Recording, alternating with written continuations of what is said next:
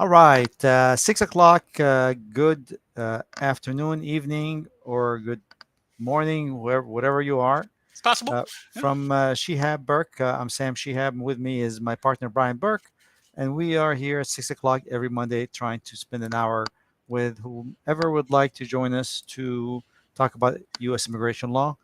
No questions are off the table. We spend the first 10 or 15 minutes, sometime more, sometime less, talk about a topic that we think worth sharing. And then after that, we just jump in and answer your questions. With that, today's topic is most common questions or the five most common Yeah, the top questions five, Sam. Yeah. in Employment-based, frequently asked questions. immigration employment based Yeah. cases, FAQs. Yeah. And Brian, this is your topic. I like it, or is it Joe's topic? Maybe. No, it's Uh, sort of it's a Brian Joe Cheryl collaboration. okay. Oh Actually, wow, Cheryl yes. is on the action too. Cheryl It's, brings us question number one, actually, yeah. which I think I'm going to get into. Okay. So Well, it's everybody doesn't know Cheryl is one of our senior attorneys. She is a labor certification expert. She has attended close to 500 adjustment interviews in her lifetime, and probably have reviewed many thousands of labor certifications. She is the go-to in our office, probably a premier, knowledgeable person in this area with more than 30 years experience in immigration law. However, she came up with the first topic, which is there have been changes in my familial status. What is the best path forward for my family? So, what are those changes, Brian? Yeah, well, classically, I'm thinking about either having kids or having kids or getting married. Getting divorced is a great one as well. It's basically add or remove people from your family is the bottom line there. And I think we don't even have it on the list here, but I think it's even death is something that we can talk about in terms of U.S. immigration options as well. Um, Well, that topic is now I know it's a Cheryl question because that topic is a minefield. sure. It is so big that uh, it absolutely does not do it justice to just. I think we can do a whole session on it. I think we could. My goodness. All those Well, that's why I thought potential. it was a good question because there's so many Yeah, permutations on yeah, it. it's endless. So let's So I don't know maybe where you're gonna scratching the surface of it. I guess for it. let's Yeah. narrow it down to a hypothetical. Let's say you're on H-1B status, you know, and you get married. You're on H-1B status and you want to get you're going to get married. What happens there? What are the options? I guess a lot of people in our audience have probably gone through this. If you're already on H-1B status and you get married, congratulations. One of the gifts that your spouse gets, you know, um, for the wedding day is eligibility for an H-4 visa. A very common scenario is people will return to their home country, get married, and the question is, how do I get my wife here? The answer is your spouse goes to the consulate and applies for a visa based upon your current H-1B approval notice, and that's kind of it. They go to the consulate, they get a visa, they come here, they should get an I-94 that sort of lines up with your own I-94. Great, they're here in the United States. You extend them when you extend your H-1B, as long as your I-94s are synced up. Great. I guess a common sort of permutation on that is, hey Brian, I'm I'm planning on getting married. When should I do it? You know, um, and the sort of best mind blowing piece of immigration advice is, somebody comes along and somebody's on the cusp of becoming a permanent resident. They're about to become a permanent resident. They have a pending green card. They could be approved at any time, and they say, "Hey, Brian, I'm planning on getting married. When should I get married?" And that's when I put on my siren hat and ring the bell and say, ideally, before you get that green card. This is something I guess I learned very early on. It's something that's obviously helped me advise many people. It's who gets to come with you when you immigrate to the United States when you get a green card. It's people who are your family members before you get a green card, essentially. So your children, your spouse. So we have encountered it. People have gotten bad advice or just didn't know before, and where somebody says, "Okay, I just got my green card. Fantastic. I want to bring my spouse. I'm gonna go get married. I'm gonna bring my spouse to the United States." And the answer for them is, hold up a minute. It can take actually quite a while to bring the spouse of a permanent resident to the United States. But if you get married before you get your green card, your existing family members get to come with you as a matter of right. Because as long as you're in a category, which most employment-based categories are, that allow you to bring your family members with you, and that's kind of it. There have been plenty of people who we have been able to sort of successfully put on that plan. We're going to get married anyway. Maybe we're already religiously married and just haven't gotten the civil documents yet. Get those things done before you get a green card, because, well, if that's what your life trajectory looks like, and you have the option, of course, it's worth your while to get that done. You know, Two more I will bring Scenarios. I love it. scenarios that is kind of coming out of left field. Sure. The first one, Brian, is my under 21-year-old son got married. Oh, Oh, ruh-roh. Um, what you put happened?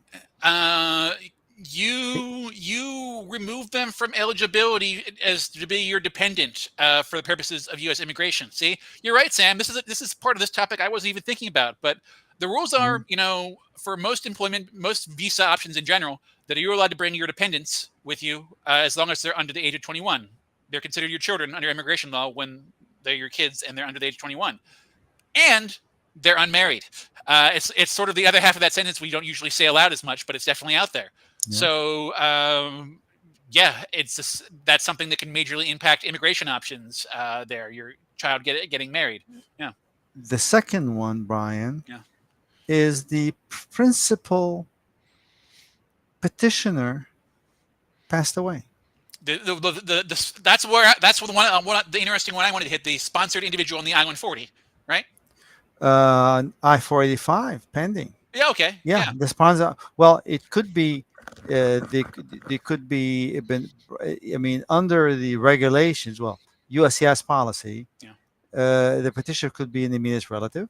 Yeah. That's true. The Yeah. petitioner could be a an applicant for an employment-based Yeah. application. As a matter of fact, he or she could be a Violence Against Women's Act petitioner. Yeah. So he could be a refugee, Yeah. and there are a spouse or children, depending on this application, have been living here in the U.S. Hmm. and they have built a life here, And then, and and yeah. then crossing the street and got hit by a bus. Yeah, we've consulted on scenarios like this. Hmm. We don't like having to do it for obvious Right? reasons, but it's something where we've encountered a couple times before. A primary person on an H-1B visa, passes away and leaving behind a family, and I guess the executive summary is your options may not be done. You may be able to salvage the visa petition without the original beneficiary of it being alive. Yes. We've advised people on this sort of scenario before. So there's Uh, certain requirements and their discretion, but they're favorable. And these are new stuff. This is not very old stuff. yeah, INA 204L, I believe. yeah. I'm going to touch wood because Effect I don't have of to look it death up of that much, but yeah, qualifying relative. Um, um, so there are requirements that you could meet, and you could get a green card. yeah. Um, and so that's definitely available out there. On a more uplifting topic, what number two? Topic number two. Okay. What do I need to know about H-1B portability? Oh, a great question. So, what is H-1B portability? We're talking in our attorney terms, but it's the idea that you can start working for a new H-1B employer before your H-1B filing is approved. You know, just upon the case being receipted by USCIS. I guess I guess the bottom line is if you have filed if you're on H-1B status right now, right, and if you filed a good faith, timely change of employer to join another employer, you're allowed to start upon receipt of that H-1B petition by USCIS. The whether when you exactly join your employer is depends upon your level of risk involved. I think it's smart business to join when you have a receipt notice in hand from USCIS. However, USCIS can take a while to issue those receipt notices. Could take in paper form could take a couple weeks. If you file a case in premium processing, you're going to get a receipt email from USCIS saying, "Hey, this case has been receipted." But if you're extra aggressive, you can join. As soon as the attorney sends the case out for you, says, "Hey, this case is received by USCIS," you can join upon that. I guess the reason why I wanted to bring up the portability rules is there's a couple common misconceptions about them that I have to sort of pound into people's heads to stop them from getting in trouble. And I guess the real big thing is if you are in the United States on another status, there are no portability rules available for you. They require you to be on H-1B status. So a common scenario that people ask me about and are really insistent on is, hey, I've been on H-1B status before. I'm on H4 right now.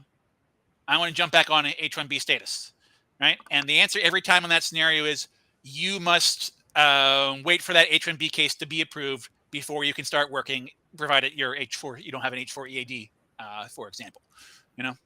It's confusing because there was a alternate interpretation many years ago that's gone, Yeah.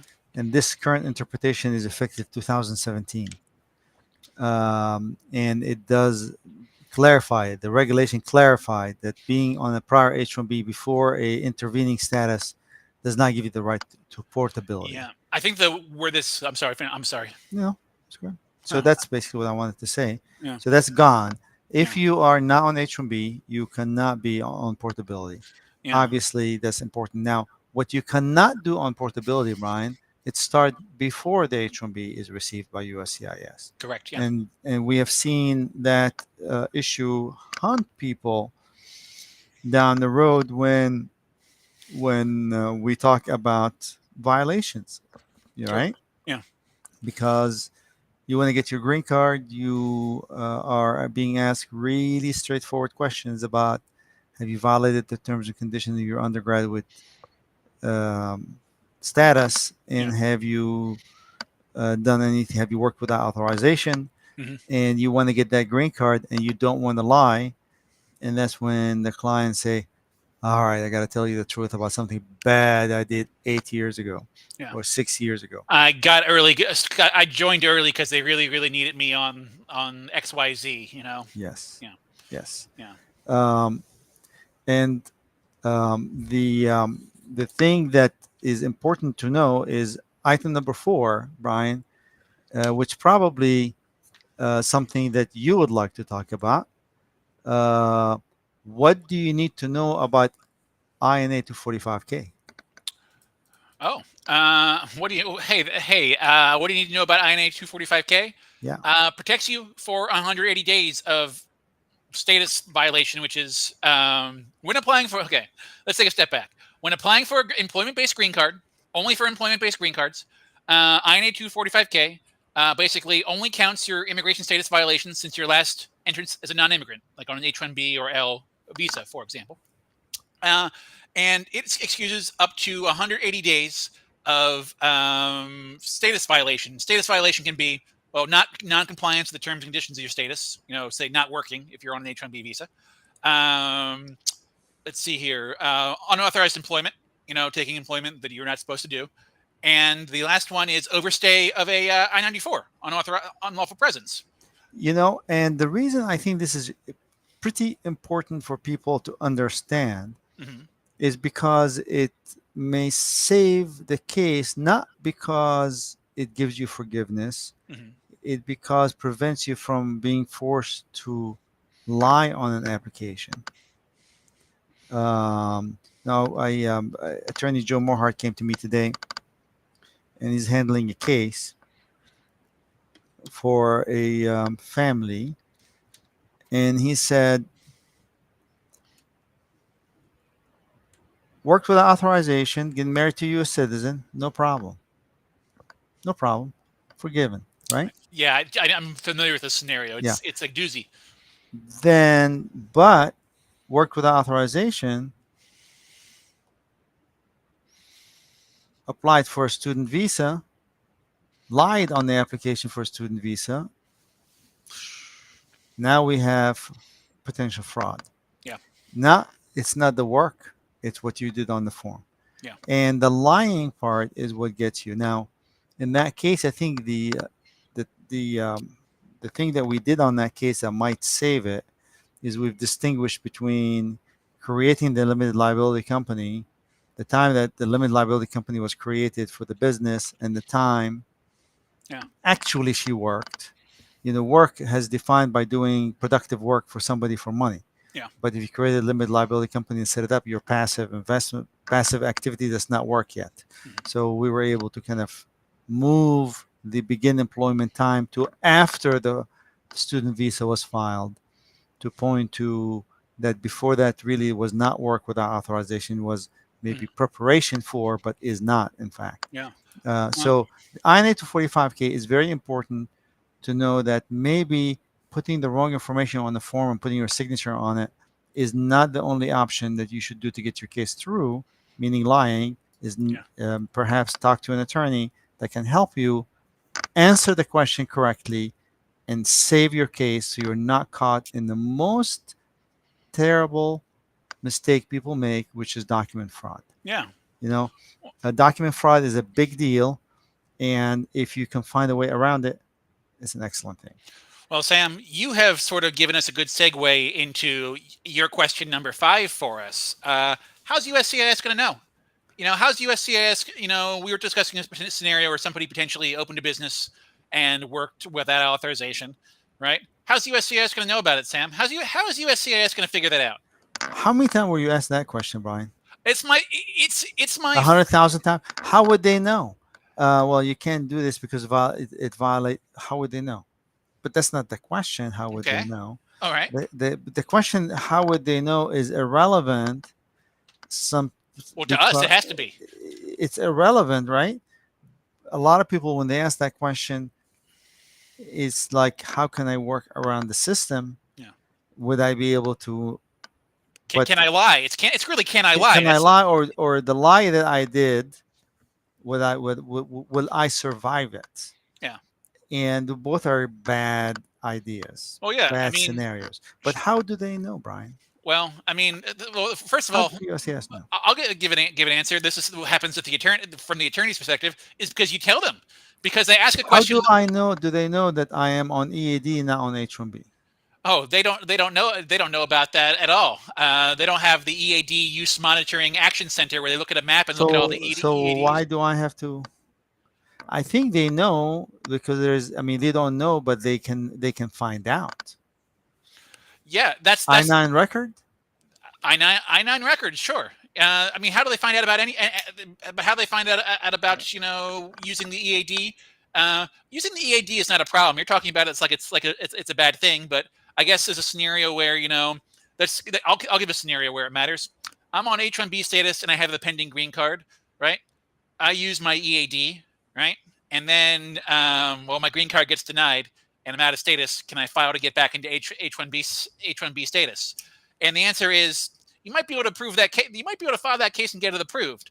But you still have a gray cloud hanging over your head.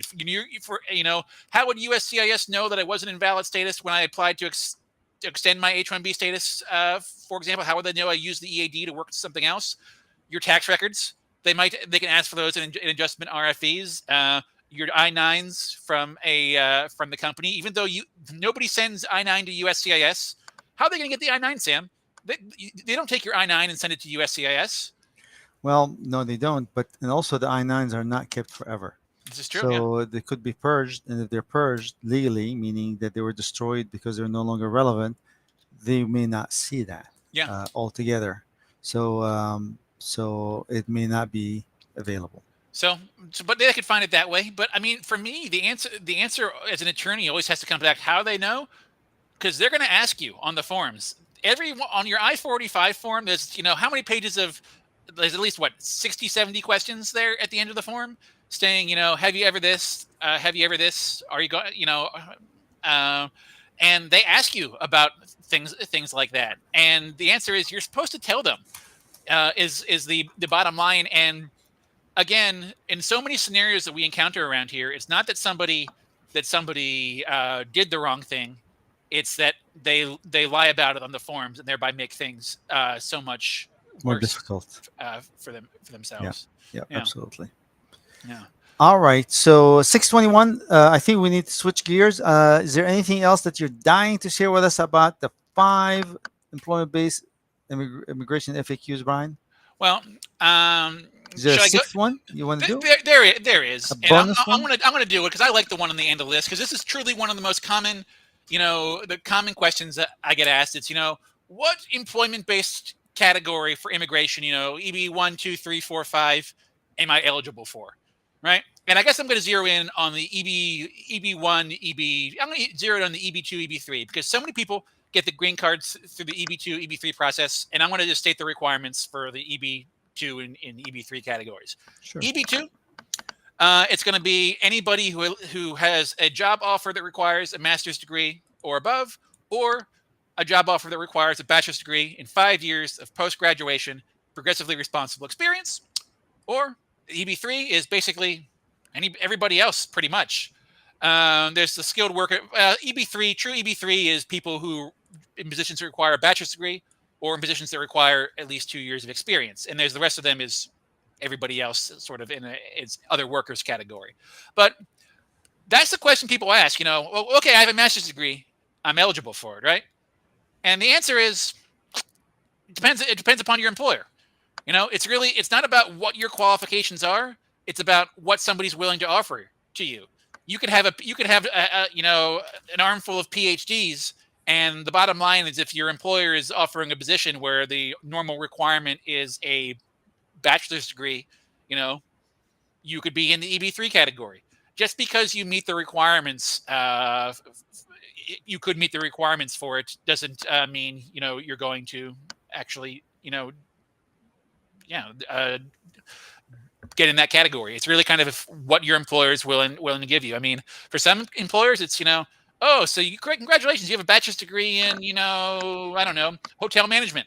Well, that's totally useless to us for an IT role, and all of our IT roles that require a bachelor's degree in computer science or engineering.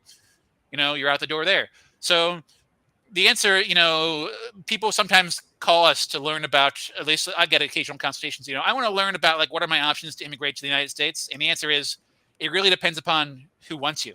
If an employer basically doesn't, their positions don't require EB2 requirements, congratulations. Well, you're not getting you're getting an EB3 sponsorship. Keep those under your hat. Maybe you can find another employer later who will sponsor you. But you get what you get. What you get. It's the employer's controlled process. You Yep. know? Yeah. Yep. All right. Excellent. Thank you.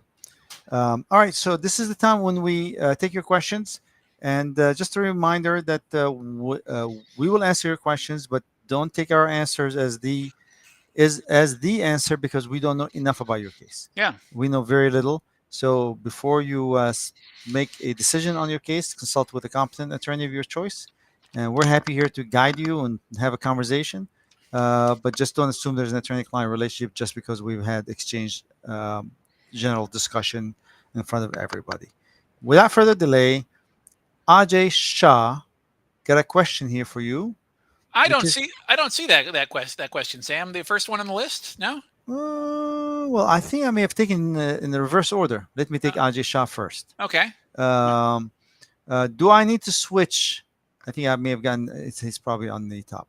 Yeah, I see it. I Yeah. see it. Yeah. Do I need to switch? Here it is. Yeah. Do I need to switch to EAD? I like it because it has to do about how do they know. Oh, yeah. Do I need to switch to EAD by filing an I-9 in my current job to keep my status? Question mark. Is my current work status H-1B or EAD? Question. Lastly, Does my current EAD or pending advanced parole become void with my loss of job? I like it because it's about how USCIS know kind of Well, indirectly. there's a lot of preamble that Ajay gave us here. Maybe we'll come back to that, Yeah, but I once you will. hit it, Brian. Yeah. So we hit the preamble, the prior sort of comments from him, or Sure, yeah, yeah, yeah. a couple minutes before. So Yeah, yeah. So a couple minutes before. So priority date September 2012. Have been on H1Bs from 2008. I've been with the same company, H1B company, for the past 5 years. EAD approved until December 2025, based upon 485 filed in 2020. Haven't used my EAD as I haven't changed jobs. I've used my AP to travel. Last date, May 31st. My current H1B expires on June 15th. Will I be out of status after June 15th, or will my EAD keep me in status? Ooh, I don't know, Sam. So this is the one before Ajay's final question. So, um, somebody, this scenario, somebody is on H1B with a company, leaves the country, comes back on their advanced parole. Um, and well, their H-1B expires on June 15th. Will I be out of status after June 15th, or will my EAD keep me in status? So I don't know where that June 15th date comes from, but that's okay.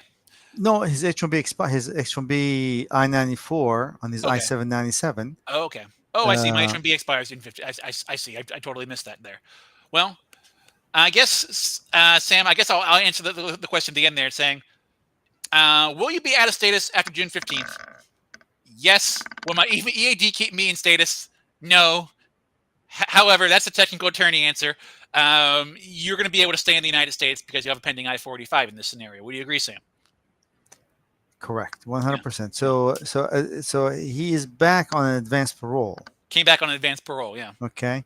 Now, when you say yes, being out of status, it doesn't mean that you are in violation of your stay in the U.S. Yeah. You have not violated. You're in perfectly good standing with the law. But Sam, you haven't used a key word there. Status, right? Well, because it can be confusing, Yeah, I so I know. don't want to confuse This is true. anybody here. Yeah, that's true. So a status has to do with a visa, and when the visa expire, you can step out of status, but not necessarily step out of being in good standing with the law, Yeah, immigration law. So that's a you're in good way good to put it. standing because you have a pending adjustment status and you have valid advance parole, and therefore you are maybe stepped out of H-1B, but you can continue working on your EAD. It hasn't had nothing happen to it, and you can continue living in the U.S., doing everything you need to do. Yeah, Just make sure that before you leave the U.S. for the second time, that you have a valid advance parole, or you're able to get back on H-1B because you could file for if he's on H-1 advance parole, he could file for an H-1B again yeah, while in the U.S. yeah. I'll undo all the confusing versions I said, and just remind everybody this. The bottom line is if you have a properly filed employment-based adjustment of status, you are allowed to stay in the United States while that is pending. Your EAD will allow you to work. The advanced parole, if you have it, will allow you to travel, and the adjustment of status just being pending allows you to stay. And that's really how it works. It's a status is a different question, but you're allowed to stay with a pending Yes. employment-based green card. Yes. And to come around to Ajay's, the final questions there. Do I need to switch to EAD by filing I-9 in my current job to keep me in status? Is my current work status H-1B or EAD? Lastly, does my EAD or pending AP become void with my loss of job? So, do you have to file that to update your employer? Tell your employer, give them a new I-9? Well, the employer must have a system in place by which, when that June 15th date comes around, he needs to be reminded that his employee has no evidence in file for that person's ability to continue working in the US. Sure. And therefore, they must update the I-9 on Section 3 to complete it. Now, most employers don't have that. They should. Yeah. And let's assume they forgot. You're working on EAD, you're fine. No. The employer is not employing somebody who is unauthorized, Sure. but the employer is in I-9 violation for not updating, Yeah. which is typically not a big violation. But if he has a pattern and practice of sloppy I-9, Yeah. he could be fined. They could be fined. But really, they're not after people who forgot to complete a form. They're after people who have a tendency to employ people who are illegal. Yeah, I guess I'm just going to agree and say it's the employer's obligation to make sure your I-9 is up to date, and if they're doing their job right, they should be contacting you saying, "Knock knock, your H-1B is expiring. How are you authorized to work?" And Yep. that's when you would give them that EAD. But does my EAD or pending AP become valid? Excuse me, void with the loss of my job? And my answer to that one, Sam, is of course not. Per this scenario, Ajay has said his I-485 has been pending since 2020, and the bottom line is he is eligible for portability, and part of that is you're allowed to move to another company Yes. there. I mean, that's something I think Ajay should probably talk to an attorney about. It's understanding what the portability options are when you have a long pending I-485 more than 180 days. Yes. Yeah, but I feel good for him. It seems like he's going to be okay, despite the fact that he's looks like he might be suffering a job loss there. Yes. Um, All so right, let's take the Rajesh first in the please, reverse yes, order. yes, Rajesh had a good question. I love this question. Yes. Uh, could you please talk about the MSA, Metropolitan Statistical Area, and the commuting distance outside the Metropolitan Statistical Area as it relates to H-1B visa and the authorized work within the H-1B that's filed for me? I think I'm just completing the question Yeah, here. So the Metropolitan Statistical Area is a map, I believe, issued by the U.S. Bureau of Statistics.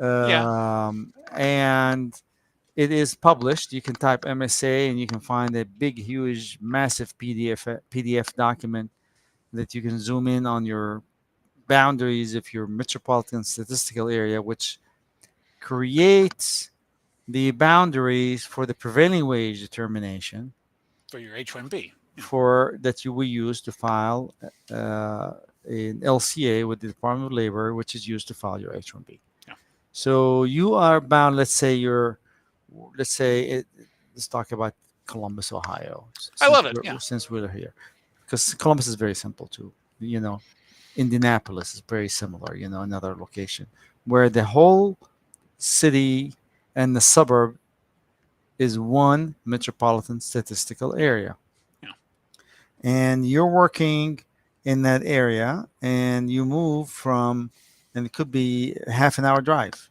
from one side of the MSA to the other, and you have moved from one extreme end to the other that took about half an hour, but you are within the boundaries of that map. Um, your work within that H-1B is fine because it's the same prevailing wage.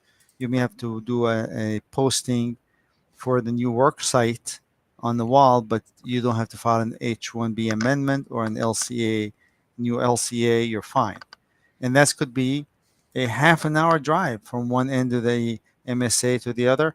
In other metropolitan statistical areas around the U.S., the drive could be a lot longer. It could be an hour yeah, from one end of the MSA to the other. It could be a large area, like Dallas and so forth. sure. Now, you could be on the boundary of the MSA and you could be driving 20 minutes or 15 minutes, and now you've crossed that boundary. You're outside the MSA, Mhm. right? Yeah. The question So is, let's say you're working from home, and that's not in the MSA, for example. But yeah, yeah, you're 15 minutes, but you've crossed that line, you crossed sure. that boundary. And the boundary, you can zoom it in on an intersection somewhere. Usually they match, by the way, the county lines. They're, I Yeah, think, not usually, 99%. yeah. They match the county In lines. most places in the country, yeah, Yeah. So you've crossed that. And now, do you have to file an H-1B amendment? And that's the question. The distance outside the MSA, of course, I'm bringing a simple version of it, and we can probably discuss Yeah. a little bit more aggressive version of it in a second. But because you cross that MSA, because it's within reasonable commuting distance Yeah.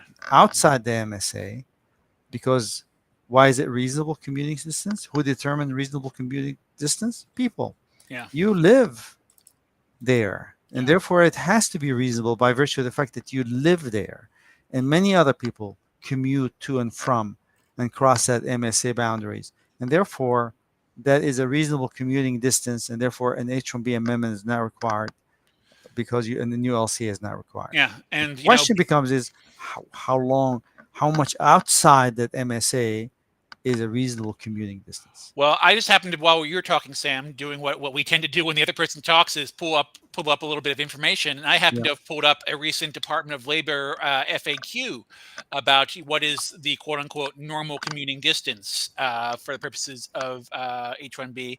And here's what they say in this FAQ: the area of intended employment is the area within the normal commuting distance to the place of employment. There is no rigid measure of distance for normal commuting distance. So people sometimes talk about 50 50 miles mile rule. I'd say, well, that's doesn't not a exist. rule. I think that the regulations actually do reference, they say it could be possibly, 10 or 20 or 50 miles. But again, it's whatever normal is. And they say, generally, if an H-1B worker normally commutes from his place of residence to the work sites on the approved LCA, the work site will be considered within normal commuting distance.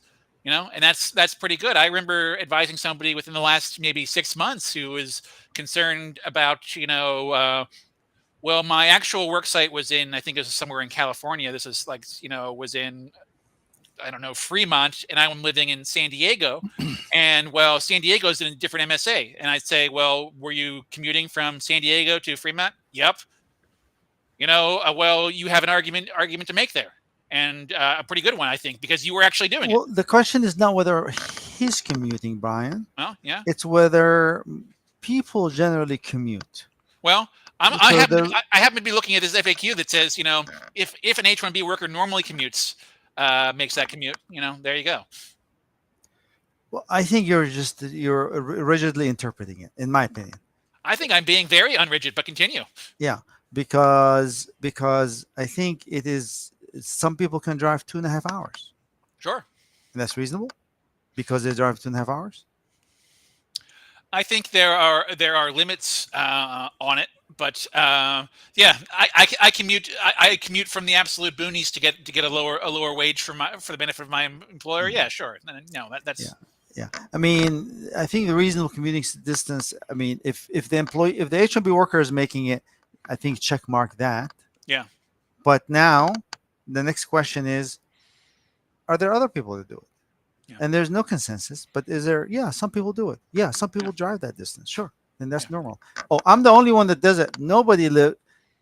It's like I don't think, at least in our area here. Hmm. I remember when I was very young, a starving engineer right out of college, 1984, or no, 1986, when I took that job.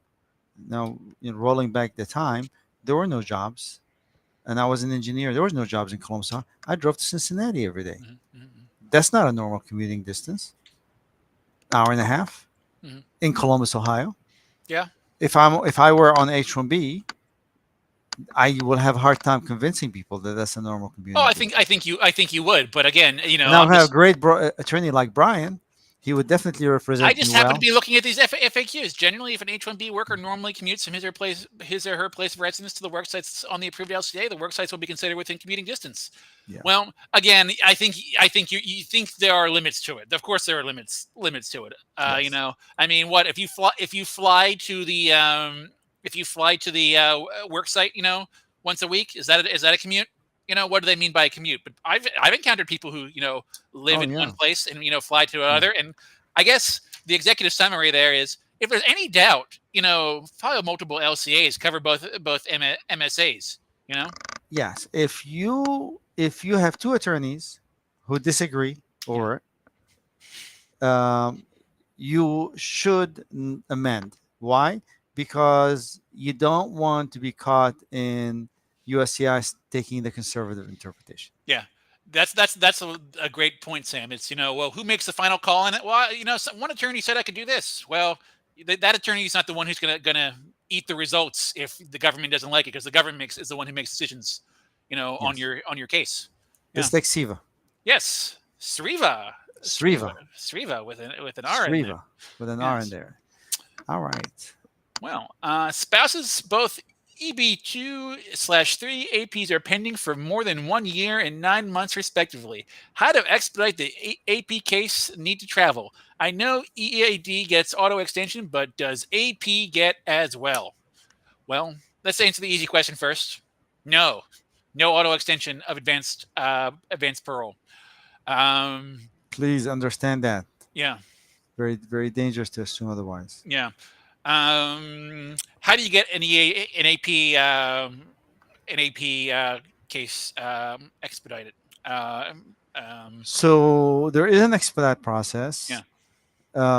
and it is, but it's really, unfortunately, it has to be extremely serious condition at home. A trip, my ticket to the Bahamas is going to expire. It's going to cost me an extra $1,000. Is not going to do it. A death in the family might with a doctor paper. Somebody is in the hospital terminal. Somebody is very sick. Yes, it can be done.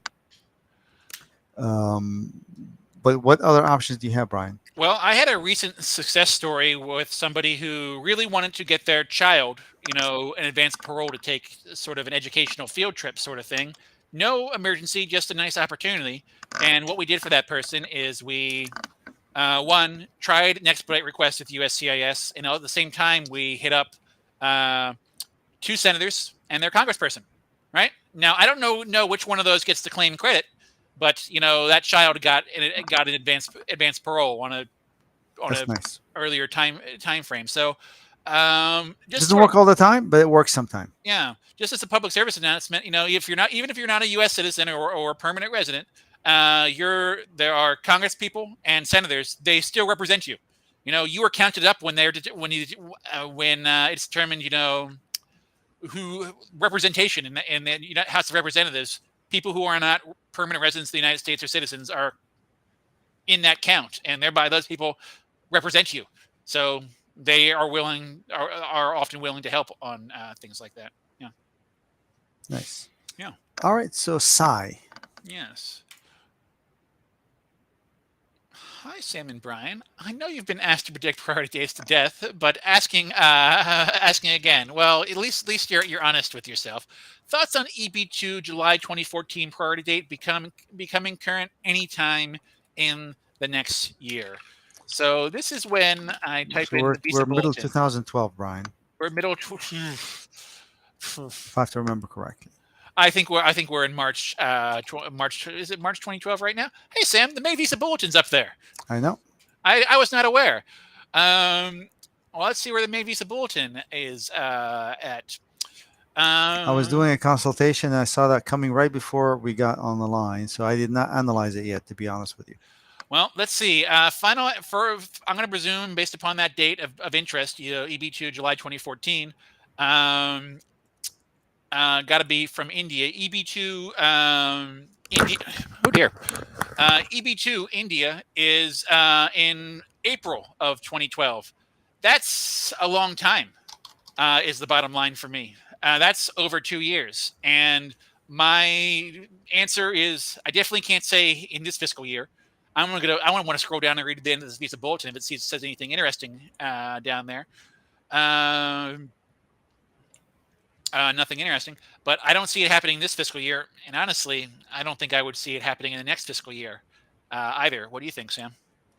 Well, I'm not going to say anything about next fiscal year because next fiscal year is too far out for me to predict, honestly. Yeah, I'll give you that. Because we've moved, but yeah, but I skeptical, but I'm not prepared to kind of write it off 100% because obviously it's very difficult to really guess in good faith on this type of that far into the future. To be honest I with you. will understand why you say that, but based upon, I don't see it happening before October 2024. That's for Yeah. sure. They've given us a very much a thumbs down on significant movement. on the visa bulletin before the end of this fiscal year, because they said essentially on, I think it's on the April visa bulletin, you guys already got movement. Don't expect much more from us this fiscal year. Yeah. Yeah, and I honestly, just a quick look, Brian, at Yeah. least on the final action date, I saw no change There you go. whatsoever. Yeah. Unless I'm looking at the same, I mean, I'm doubting whether I'm looking at the same. No, I'm looking at April and May next to each other. Yeah. I I always see no change whatsoever, and I do have the April and the May. Yeah, 15th of April 2012 final action dates for Yeah, EB2 India stay exactly the same from April to May. I mean, I guess my more thought out answer is let's see what October Visa Bulletin does. We'll be here. Fun fact: we're going to be here talking about the October Visa Bulletin sometime in September when it comes, and that's really where the interesting ones are. It gives you an idea as to what you can accomplish in the year, I guess. yeah. Other than religious changes in the religious worker category, Brian, Yeah. in the final action date from unavailable to certain dates. It Hmm. was unavailable, looks like last time. I think due to the changes in the program, where the law was up in the air, something like that. Yeah, so Yeah, now they have dates, but that's it. I don't see anything else. But again, I didn't look at it too carefully. yeah. They only Uh, have. Yeah, it only seems like they only have commentary on that yeah, employment-based category, the yeah. fourth preference. Yeah, All right, let's take the next one, Brian, yeah. from Striva again. I think two Yeah, of two. yeah. Let's see if we can figure it out here. Mainly appreciate recent EAD approved after 8 months. So I don't think that I'm not sure I understand, but main appreciate recent EAD/AP approved after 8 months. I'm not quite sure I understand. Sure. Obviously, yeah. We can Well, take three after yeah, that. Three yeah. S. 3S. I have EB2 and EB3 AOS pending. Currently have EB3 AP approved until 2025 and EB2 AP pending. Can I travel with the EB3 AP? Well, I guess my short answer, Sam, is the AP is valid. You have a valid AP. You should be able to travel on that. Is there sort of a question behind that, saying is there anything that's going to happen to my EB2 I-485? Is sort of the question there, right? Yeah, I And I know it haven't seen wouldn't. anything. Yeah, No, no, yeah, you cannot travel. No, you don't have to have two APs to be able to leave the country. One advanced parole is sufficient yeah, to allow you to leave the country and come back. yeah. I don't see a problem there. Yeah, I think it sort of comes to the myth of does using one of them tie you in to Yes, one of them? Yeah, and yes, there's nothing to believe yes, that's a reality. yes. From Hafiz. He got some good news for us. I got my green card 2 weeks back through my employer. Yes, and we're not in the conference room. We don't have those buttons we can push for applause Yes, and hoorays. But yeah, but the follow up question is how soon can I change my employer? Well, did you send them a present? yeah. I mean, about 6 months rule. Is there any stay 6 months, etc.? So, what's the rule about changing employer after green card is issued, Brian? Uh, there is And no Hafiz's real. defense, by the way, Yeah, he could have worked for him for 15 years. yeah, yeah. Um, Exactly. so, what does the law say? The law. Well, I'll tell you what Hafiz said. I'll start there. When Hafiz filed his green card case and his employer filed his I-140 or gave him a supplement J, everybody got a nice big handshake saying, "Yep, Hafiz's green card is going to come from this job, and I'm giving him that job, and Hafiz is going to take this job to get that green card." Right? That was kind of the handshake agreement that everybody engaged in, and the government approved that. So basically, what everybody told the government is that Hafiz would take this job and becoming a permanent resident. Right? Now, getting a green card through your employer does not make you their employee forever. We talk about permanent employment in the United States in the world of immigration. It's not true. You're not their slave. You don't have to stay forever. But it then comes back to Hafiz's question of how long? A reasonable amount of time. You know, it can really depend upon your circumstances. If the employer says, Hafiz, your job's eliminated and we want you to be a dishwasher now, when previously you were, I don't know, the head chef, you know, done. Your job's not there anymore. I would argue, you could leave that employer, in good faith. You know, So, 6 months enough? that's a Have you heard of any case by which USCIS went after the employee? for quitting too early? No. Yeah. So, but I wouldn't recommend it. Yeah. I think reasonable period of time. Uh, Everybody believes that a 6 months is reasonable. Yeah. I think that people float that timeline because USCIS said you can move your adjustment of status 180 days Yeah. after the I-485 has been pending. So USCIS or Congress or the regulations, I'm not sure where the 180 days came from.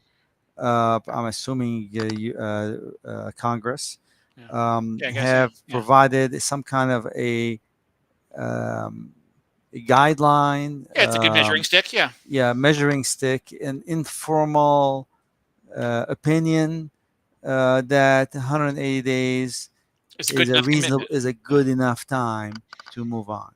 Yeah. But is it specifically the law 180 days? No. Yeah. If you're in an industry in which a reasonable cycle of employment is more than that, um, expected, I don't know what could be, then it may be longer. But if it's a reasonable cycle, 180 days, and there's no a project by which if you quit early, it's going to be devastating for the employer. Yeah. Um, you know, I Yeah. think you're fine. I mean, it's employment after all. It's not, you're not a partner. You're not a slave. You're not a Yeah. slave. Yeah. Yeah, I mean, I think it would be I don't want anybody to ever have to get this scenario, but as an attorney, I would really love to find the case where USCIS, says, no, you didn't say in your green card, because I would love to argue that one. It Yeah. sounds from an attorney's perspective, a really fun case, and where I'm going to say, government, where's your policy? Tell me where your policy is that says you can't. But you can move your green card within 180 days. Yeah, yeah. So That's like basically that's where everybody pulls the 6 months from. yeah, yeah, yeah. All So right. So can I change my job to real estate or sales within 6 months? Again, yeah. does it affect naturalization as my original green card was through my engineering job? You can change your real estate. Again, it's, after a reasonable period of time, you can do anything within you want to do. within 6 months. I mean, he's positing within 6 months. You know, Reasonable period of time. He doesn't have to stay in that job. well, I'd say fully. You're not. You don't like it, He's not Brian? required to be an engineer. I'm programmed to be pretty conservative. You know, But because so do you like it or not? I think I'd waited. I think I'd waited out for 6 months. So Yeah, of course. yeah, Beyond 6 months, are you okay with that? I can live with that. Here's all I require from mine, Sam, is a change circumstance. Hey, I had a really great opportunity in real estate and How about sales. change my mind? Yeah, you're allowed to change. Well, yeah, you're allowed. Yeah, sure. 6 months. So I would. I Just kind of want that. remember, just remember, Brian, that they stayed in this 15. job Yeah, yeah. 10 years. somewhere between 3 years and 15 years. Yep. And also, Hafiz Muhammad can try real estate for 6 months and get back into engineering later Yeah. when he says, "Oh my goodness, the Yeah. margins are slim. I thought I can sell so many homes. Now I'm selling one sale. I'm making, $30,000 commission, $60,000 commission, where I can make $120,000 in my job Yeah. and not having be stressed out." He go back to engineering. So I mean, yeah, I mean that's what a green card is, permanent residency. You have Yeah, full you can flexibility. I mean, yeah, other perspective. As a permanent resident, you can live wherever you want, work from whoever you want, or not work at all. You know, and Yeah. again, I guess I try, the way I think of it is, if you have a change circumstance, I'd say that's when you're really kind of ironclad in 6 months, whereas like to give it some time. I like to give it some time. You know, Naturalization does it impact my naturalization or my original green card, Brian? um, No, again, it shouldn't. no, I've never been asked the question. no. There's absolutely. I've never heard a single instance, and nor is there a law to Yeah. support it. I mean, the bottom line is, once they give you a green card, you're a permanent resident. And I'll come up with a perspective, Sam. Let's say you leave. Can they argue fraud against you? Yeah, you defrauded. You engaged in fraud. You took this job not really intending to get the green card and not really work the job. How about that? Fraud and misrepresentation and getting that green card. I think it's an uphill battle for them to prove fraud Oh, I misrepresentation. think they have better things to do with their time. I don't think it's impossible they could make that sort of argument though. Yep. If you take that green card and just screw off and go somewhere else. Yes. Yeah. All right. Shubi Agarwal. You and I are getting different. Okay. Different. So is it who's the person? I'm seeing the next one as this one, but I think it's one we can dispose of Yes. relatively easily. Yes. Um, Correct. I agree. My fault. Do you no, expect any forward movement in EB2 and EB3 rest of the world? Final action priority date for the remainder of this year. Thank you. yeah. Um. I don't even go by what I say, Sam. I want to go by what Department of State said on their own visa bulletin for the month of April. Mhm. Um, The above final, I think this is part. The above Yeah. final action date projections for the family employment categories indicate that it was likely to happen through quarter 3 and quarter 4 of fiscal year 2024. Readers should never assume that recent trends in final action date movements are guaranteed for the future, or that retrogressions will not be required at some point to maintain number use within the applicable annual limits. And that's kind of it. And so here it is: employment-based categories. Very to little, no forward movement expected in the coming months since the final action dates for many categories advanced for April 2024. Now, Many categories, not yeah, all categories. yeah, Um. I mean, it's the most favorable to move forward. yeah, Clearly, yeah. no question. But how much?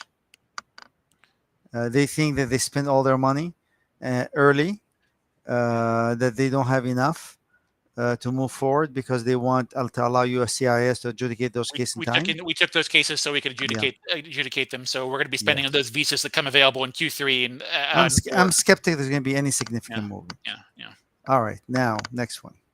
yeah. From Shubi. Shubi Agarwal. Yeah. USCIS report shows 51,000 primary I-140 India EB1 candidates waiting for priority date to be current as of November 23rd. I'll take your word for it. With 1.5 dependents, okay, 125 Indian waiting for EB1 green card. When do you expect my priority date, August of 2022, to be current? I would say I don't have an answer for that for Shubi here. I think Well, well, 28% of 140,000. If he's into math, okay, 140,000. okay. I just times 28%. So that's 39,200 for everybody, That's rough. right? Yeah, 40,000 for everybody. yeah, Doesn't look very promising yeah. I based mean, on your numbers. yeah. I guess I would say that most of that, most of those are probably going to go to, there's not that many people from rest of the world countries. Thereby, a lot of those will fall into the, to the most backlog I country, would India. say multi years, not multi months, Yeah. right? Where's the visa bulletin at right now for final action dates for? 2022, I believe. Is it in 22 for final? No, for final action dates for If I remember correctly. it is in March of 2021 for EB1 India. You know, final action dates for May, Oh, March China 20. 2022, not India. Yeah. Yeah. So I mean, So he's got a year and some change of visa bulletin, a year and 5 months of visa, about a year and a half 2021. Yeah. a visa bulletin movement Yep. there. Yep. I think I that's the greatest question in your life, Shupi, and I don't think anybody really has that answer. Not even the Department of State has that answer at this time, frankly. Let me go to MK here. Part 1. I have 245 pending, EB2 and EB3. My EB2 485 denied an error stating applied when dates were not current. Oh dear. I've created an ombudsman service request and status updated saying cases reopened for reconsideration.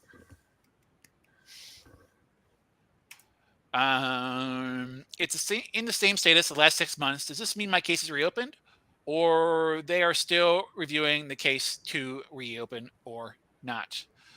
So, I guess I would say not enough information from me. When it comes to tracking the status of cases with USCIS, I don't really trust the online tracking system very much what it says. I would bet that. Well, here's the thing: they usually will send you a reopen notice in the mail if they reopen a case, right? That's what I was thinking, Brian. Yeah, They will reopen the case and let you know that the case has been reopened. yeah, Um, Now, do they? And then sometime they will reopen the case and they may give you the decision at the same time. yeah. So if you haven't heard anything, you cannot assume that the case has been reopened. You will be notified when the case has been reopened. Now, if you haven't received anything, it does not mean that the case is denied or your motion to reopen has been denied necessarily. So you just need to be patient. How long has this been pending? Oh, let's see here. I don't. Does not say. Okay. Well, he says. Well, he says the service. It was how long ago is it? It's been the same status reopened for the last six months. That's That's the a only. long time. Yeah, the only thing that concerns me is you should have gotten a notice that says the Yeah. Do case you is have? I reopened. mean, is the filing fee check has been cashed? Have you confirmed that? Because that's really where I'd like to see. Well, it's weird. I don't see anything about an MTR on it, Sam. I see a service request on it. Yeah, a service request doesn't do it. Yeah, You got to that's file a motion to reopen. A yeah. service request does not is not a request, and then if you and you may have missed out on the window to reopen the case. Yeah, that's the problem I'd have there because you're kind of if you don't put in the motion, you're kind of at the mercy of the government of one the government to put their attention on it, to two 100%. actually acknowledge their own error. Whereas a motion, they I guess they can still deny a good motion, but you basically have them by the arm and you can force them to no go ahead look at my case because I paid you the 600 some odd dollars or whatever it is now with the new filing fees to do it. Yep. Yeah. All right, part two, and we'll close it for the day. It's No, past no, no, seven no, no, no. o'clock. That is we covered part two. That's the start of the 6 months. I see. So let's go ahead and take one more. Cesar, I'm loving it. Mr. Shihab, Mr. Burke. Do you guys think No, no, no, US Mr. Shihab and Burke. Mr. Shihab He and called me Mr. He didn't call you Mr. I'm just Burke. All right. Do you guys think USCIS will continue with the quarter assignation for visa bulletin next year? Also, any chance for EB3 rest of world final action date for May 2023 to get current in October? Thanks. So EB3 rest of world final action dates of May 2023. That's only 7 months off. Not unusual. Yeah. I think they will continue the quarter because this is, I think, maybe enshrined in the regulations, Yeah. the quarterly, but I don't see them getting excited. Um, well, let me read the question. We'll continue to the quarter assignation for, yeah. Yes, I think they will continue. Yeah. Me too. Yes, and EB3 becoming current in October. I think if it doesn't become current, it's going to be close to it.